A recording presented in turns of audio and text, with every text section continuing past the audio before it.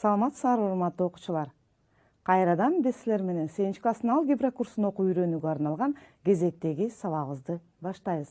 Балдар, мурунку сабакта биз силер менен анык сандар менен таанышканбыз. Анда балдар жаңы теманы өтүүдөн мурун келе өтүлгөн теманы кайталап алабыз. Анда мен силерге төмөнкү суроону бергим келип жатат. Экранга көңүлүңөрдү бургачы. Төмөндөгүлөрдүн ичинен кайсынысы туура?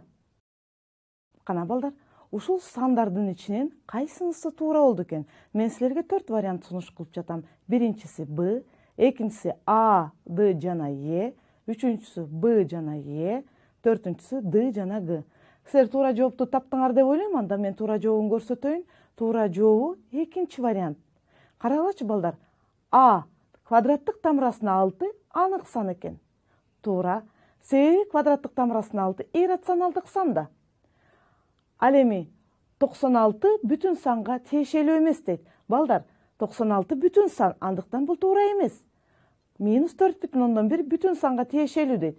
-4,1 рационалдык сан, андыктан бүтүн санга тиешелүү эмес. -8 натуралдык санга тиешелүү. Бул туура эмес. 2,6 мезгилди бул рационалдык сан. Бул туура. Жана ошондой эле квадраттык тамырасында 3 бул иррационалдык сан да. Демек, бүтүн санга тиешелүү эмес. Мына көрдүңөр балдар, биз 6 сандын ичинен туура жоопту таптык. Анда балдар, буга чейин биз силер менен кандай сан көптүктөрүн билебиз? Кандай сан көптүктөрдү үйрөндүк элек? Натуралдык сандарды үйрөнгөнбүз. Натуралдык сандар булар саноого кабыл алынган сандар. Бүтүн сандарды үйрөнгөнбүз. Бүтүн сандар булар натуралдык санды ичине камтыйт жана аларга карама каршы жана 0 саны бүтүн сандар. Рационалдык сандар ичине бүтүн санды камтыйт жана ошондой эле жөнөкөй бөлчөктөрдү, мезгилдүү ондук бөлчөктү ичине камтыйт. Көрдүңөрбү балдар? Жана рационалдык, иррационалдык сандар анык сандар. Демек, биз силер менен мурунку сабакта анык сандар менен таанышканбыз.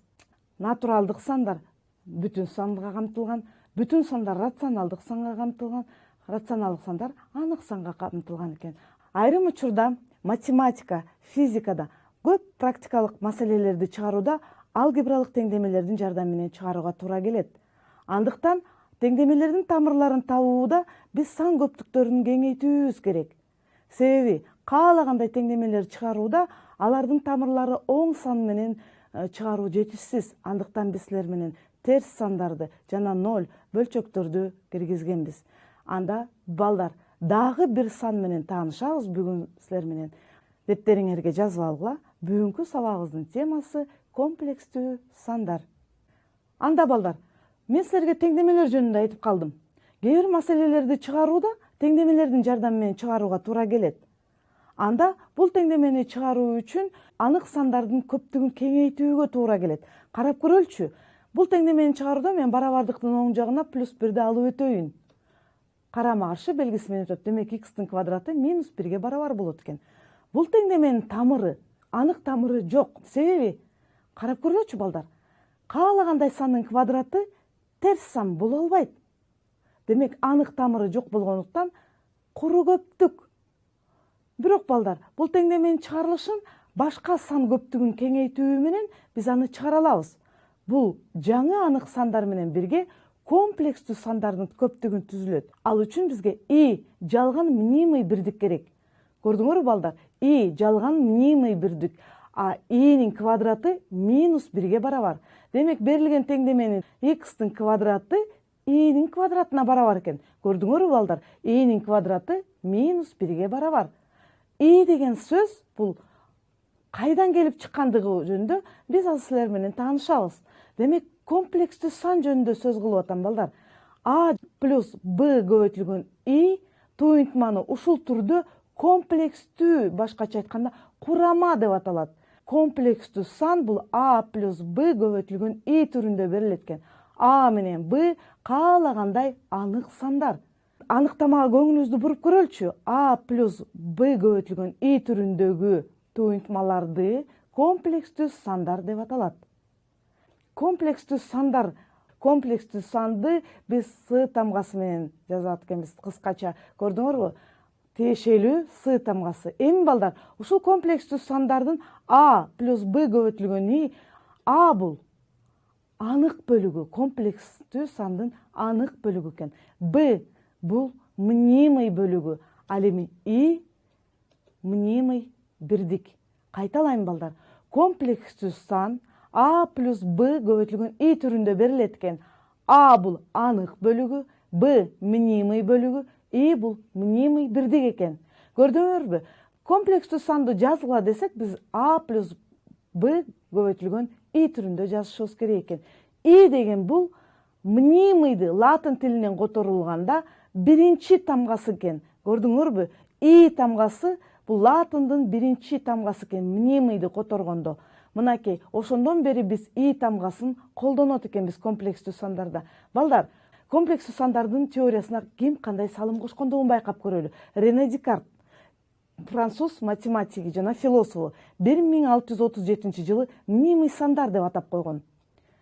Эйлер, орус математиги, 1748 жылы и символун киргизген жана формуласын ойлоп тапкан. Карл Гаусс 1799 жылы алгебралык негизги теореманы далилдеп, ал эми 1831 жылы геометриялык интерпретациясын сунуш кылган. Мына ошондон бери комплекстүү сандарды көпчүлүк элдердин арасында колдонулуп келген. Анда балдар, комплекстүү сандардын анык жана мнимый бөлүктөрүн аныктагыла. Кана балдар, ооз-эки аныктап көрөлчү. 6 плюс 5 и кандай анык бөлүгү бар жана мнимый бөлүктөрү бар экенин карап көрөлчү. Анык бөлүгү 6, ал эми мнимый бөлүгү 5. И деген мнимый бирдик. Анда дагы балдар ооз-эки карап көрөлөчү. Минус 2 минус квадраттык тамырасына 3 и. Мына ушул комплекстүү сандын анык бөлүгү кайсы болду экен? Анык бөлүгү минус 2, ал эми мнимый бөлүгү минус 3. Балдар, кийинки мисалга көңүлүбүздү бурабыз. Комплекстүү сандардын анык жана мнимый бөлүктөрү тиешелүү түрдө төмөнкүчө берилсе, анда аны жазгыла. Кана, тиешелүү түрдө 2ден 1 жана 4төн 3. Мен силерге суроо бергим келип жатат. Ушул 2ден 1 жана 4төн 3төн комплекстүү санды жазып көргүлөчү. 4 вариант сунуш кылып жатам. Кана ушул 4 варианттын ичинен кайсыл комплекстүү санды түзө алабыз? Анык жана мнимый бөлүктөрү тиешелүү түрдө 2ден 1 жана 4төн 3кө барабар экен. Силер туура жоопту таптыңар деп ойлойм, анда мен көрсөтө берейин. Демек, анык сан бул 2ден 1, ал эми 4төн 3 мнимый бөлүгү. Демек, анык бөлүгү 2ден 1, ал эми 4төн 3 мнимый бөлүгү. Андыктан 2ден 1 плюс 4төн 3 и деген комплекстүү санды алабыз. Дагы балдар карап көрөлчү. Квадраттык тамырасына 3 жана минус 2. Мына балдар, анык бөлүгү квадраттык тамырасына 3, мнимый бөлүгү минус 2. Комплекстүү санды жаза турган болсок, квадраттык тамырасына 3 минус 2 и. Көрдүңөрбү балдар, анык жана мнимый бөлүктөрүн аныктай алабыз. А эгерде анык жана мнимый бөлүктөрү берилсе, биз алардын жардамы менен комплекстүү сандарды жаза алат экенбиз. Демек, комплекстүү сандар а плюс б көбөйтүлгөн и түрүндө берилет экен. Анык сандарды, комплекстүү сандардын жекече учурлары болоорун белгилей кетеличи балдар. Карап көргүлө. Б 0 болгон учурда анда кандай болду экен? Жана Б 0 барабар эмес учурда. Б 0 барабар болгон учурда рационалдык сандар болуп калышы мүмкүн. Мисалы 2. Себеби Б 0 барабар болгон учурда комплекстүү саныбыз 2 плюс 0 көбөйтүлгөн и бул 2ге эле барабар болуп калышы мүмкүн. Иррационалдык сандар болушу мүмкүн. Карап көргүлөчү. Б 0 барабар болгон учурда квадраттык тамырасында 2 плюс 0 көбөйтүлгөн и квадраттык тамырасына 2ге эле барабар. А Б 0 барабар эмес болгон учурун карап көрөлчү. Чыныгы бөлүктөрү 0дон айырмалуу. А жана Б 0дон айырмалуу болгон учурда комплекстүү санды жаза алат экенбиз. 2 плюс 5 түрүндө. Жана ошондой эле таза мнимый сандар. Эгерде А 0 болуп калса, ал эми Б 0 барабар эмес болсо, анда жөн эле таза мнимый комплекстүү санды алат экенбиз. 5 и. Мына көрдүңөрбү балдар, комплекс сандардын да айрым бир учурлары болушу мүмкүн экен.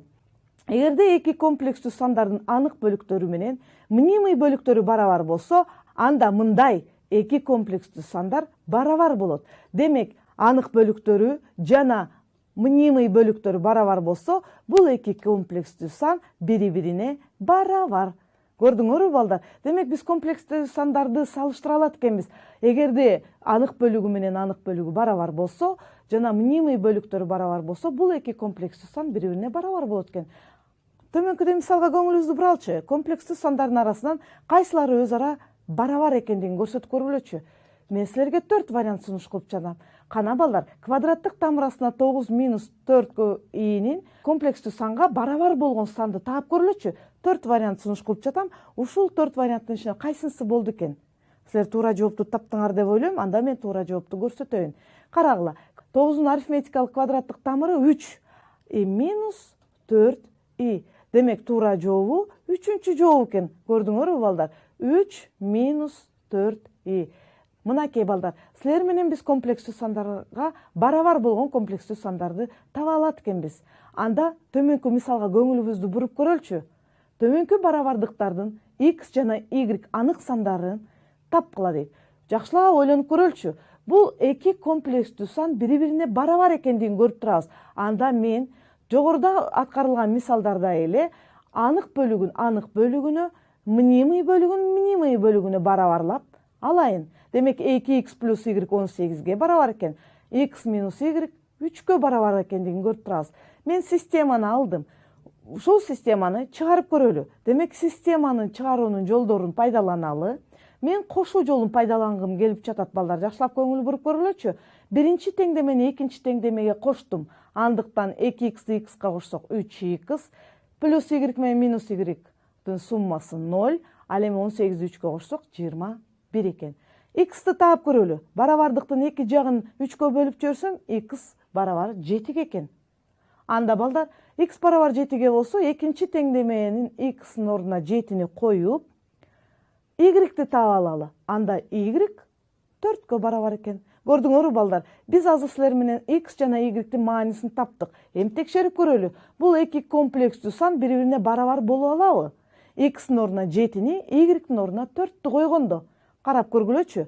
Биринчи анык бөлүгүн аткарып көрөйүн. 2-ни 7-ге көбөйтсөм 14, 14-тү 4-кө кошсом 18. Демек, анык бөлүктөрү барабар экен. Ал эми мнимый бөлүгүн карап көргүлөчү. 7-ден 4-тү алсам 3.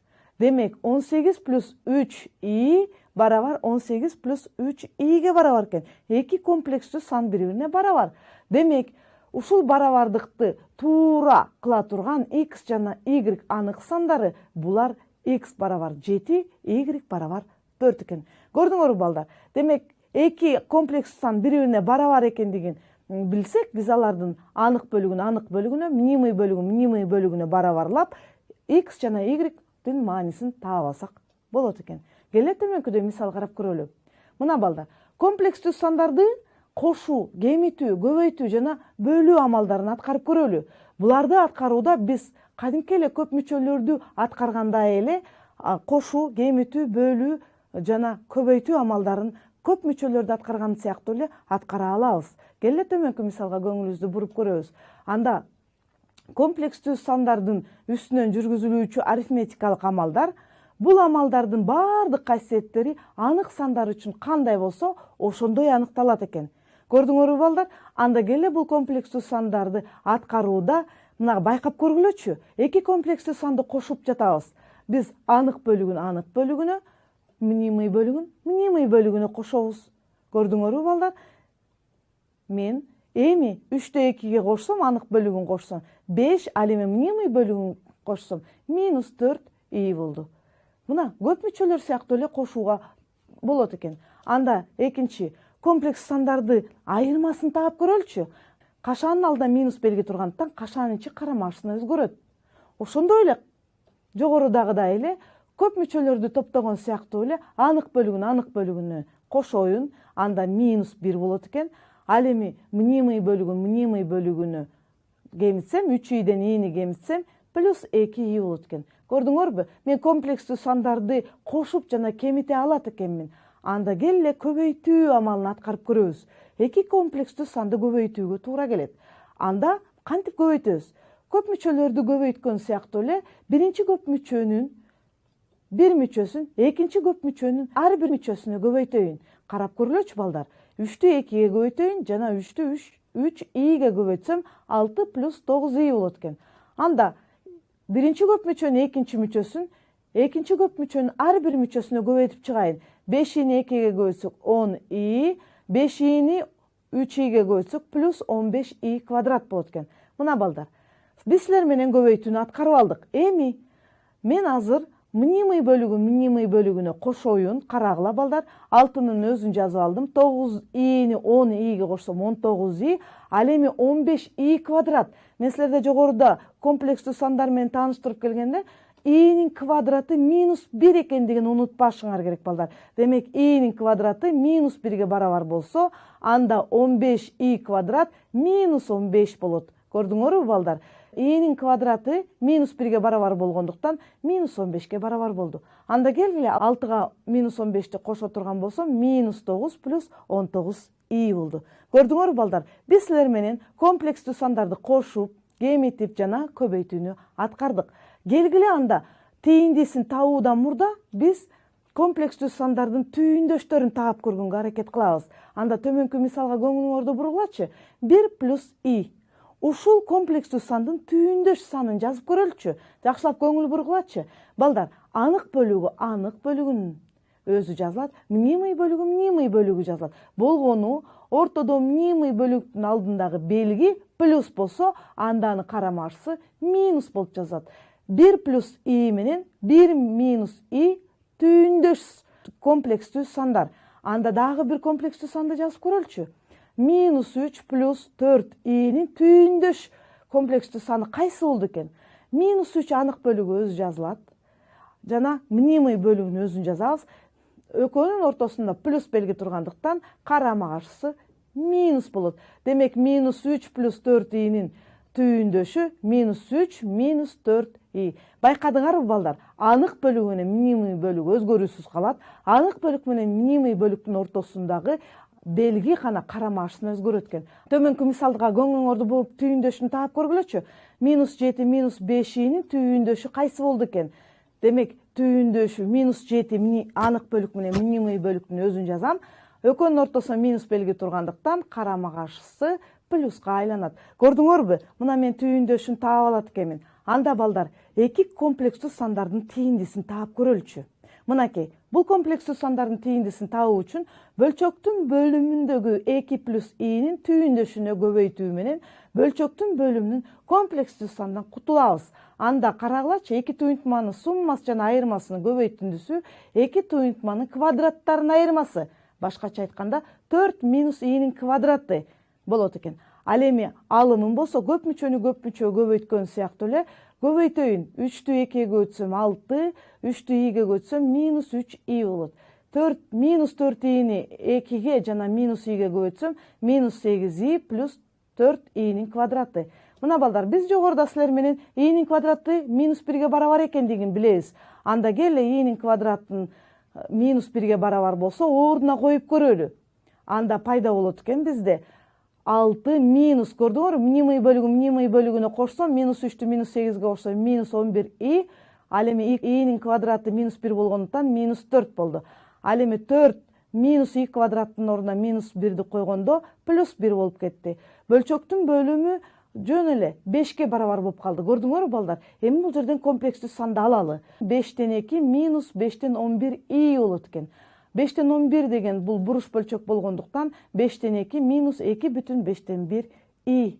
Мына көрдүңөр балдар, биз силер менен комплекстүү сандарды бөлүүнүн же болбосо башкача айтканда тийиндисин тапканды үйрөндүк. Анда келе сабагыбызды жыйынтыктайбыз. Биз буга чейин силер менен сандар менен таанышканбыз. Кандай сандар менен? Демек натуралдык сан, бүтүн сан натуралдык санды камтыйт. Рационалдык сан бүтүн санды камтыйт. Көрдүңөрбү балдар? Анык сан рационалдык жана иррационалдык сандарды камтыйт. Ал эми комплекстүү сан анык санды камтыйт экен. Көрдүңөрбү балдар? Бардык сандар комплекстүү сан түрүндө жазып алууга болот экен. Мына балдар, бүгүн биз силер менен комплекстүү сандар менен тааныштык. Комплекстүү сандар a плюс b көбөйтүлгөн i түрүндө берилет экен. Анын анык бөлүгү a, ал эми мнимый бөлүгү b. А i бул мнимый бирдик. I'нин квадраты -1 барабар экен.